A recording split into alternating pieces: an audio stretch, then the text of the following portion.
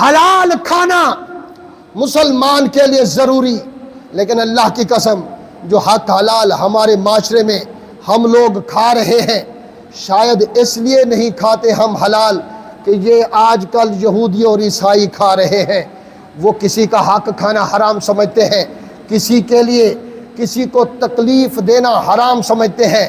ہم مسلمان ہیں، ہم ایک دوسرے کے ساتھ جب تک ظلم و ستم نہ کر لیں ہمیں نیند ہی نہیں آتی۔ تو میرے دوست، مولا کائنات سے محبت ہمارے چاروں ائمہ کرام، امام ابو حنیفہ، امام مالک، امام شافعی، امام احمد بن حنبل، ان کی سارے مناقب پڑھیے، ان کی سیرت کو پڑھیے۔ مسئلہ یہ ہے کہ ہمارے ممبروں سے کوئی بتائے تو آپ سنیں، آپ کہاں سے پڑھیں گے؟ کس کو پتا ہے کہ مسند احمد بن حنبل میں لکھا کیا ہے؟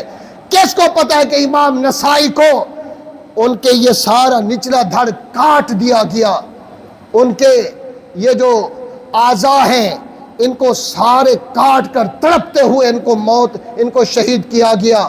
یہ کون کر رہا تھا؟ یہ بنو امیہ والے کر رہے تھے۔ کس لیے؟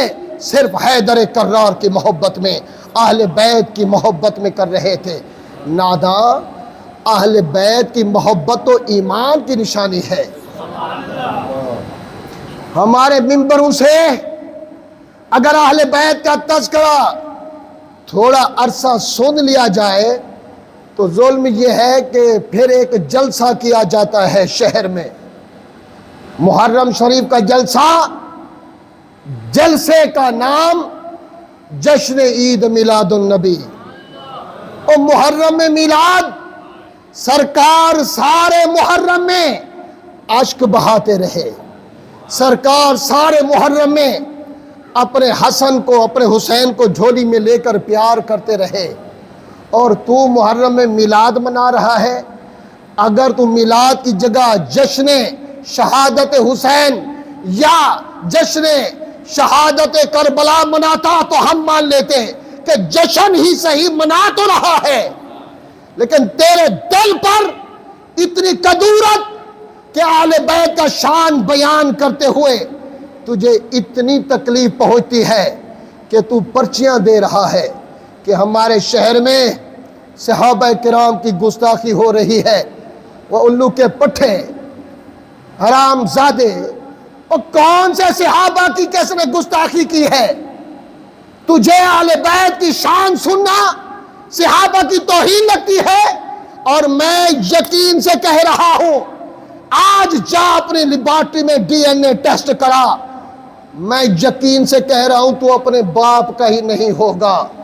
تجھے ذکر اہل بیت سے اتنی چڑ، تجھے ذکر حسین سے اتنی منافقت، تجھے ذکر حسین سے اتنا تجھے چڑ ہو گئی کہ اگر تو اس مسجد سے خطاب سن کر گیا ہے تو تجھے جسم میں کروٹیں تجھے سکون نہیں لینے دیتی۔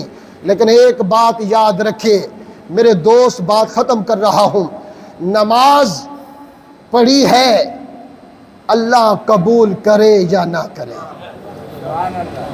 حج کیا ہے، بس آخری الفاظ ہیں، توجہ سے سماعت فرمائیے گا، حج کیا ہے، اللہ قبول کرے یا نہ کرے اس کی مرضی۔ زکوٰۃ دی ہے، اللہ قبول کرے یا نہ کرے یہ اس کی مرضی۔ جو بھی عبادت کی ہے، اللہ قبول کرے یا نہ کرے یہ اس کی مرضی۔ لیکن اللہ کی قسم، تیرے دل میں اگر حب اہل بیت ہے تو یہ ہو ہی نہیں سکتا کہ تجھے رب قبول نہ کرے۔ محبت اہل بیت کے دل کو رب ہر حال میں قبول کرتا ہے، ورنہ ہمیں نمازوں پر کیا بھروسہ؟ نماز تو پڑھتے ہیں کہ اللہ کا حکم ہے، حضور کی سنت ہے، ہمیں حج پر کیا بھروسہ؟ دیکھیے، نہ نماز، روزہ، حج، زکوٰۃ بخشش کی بنیاد ہیں، یہ میرے آقا کا فرمان ہے، ہم نے ہر حال میں پورا کرنا ہے۔ لیکن بخشش کی ضمانت سیدہ فاطمہ الزہرا کا کرم ہے، بخشش کی ضمانت مولا کائنات کی نگاہ کرم ہے، بخشش کی ضمانت یہ جنت کے سرداروں کی نگاہ کرم ہوگی۔ جنت کے سردار ہے، جس کو چاہے داخل کرے، جس کو چاہے روک لے۔ کون پوچھنے والا ہے؟